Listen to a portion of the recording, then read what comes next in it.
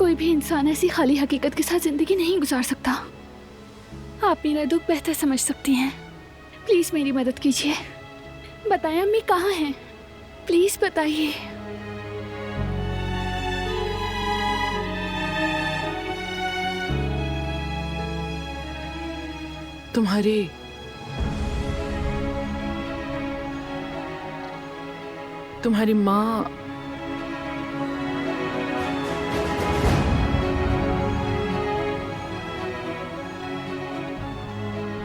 तुम्हारी माँ मर चुकी है।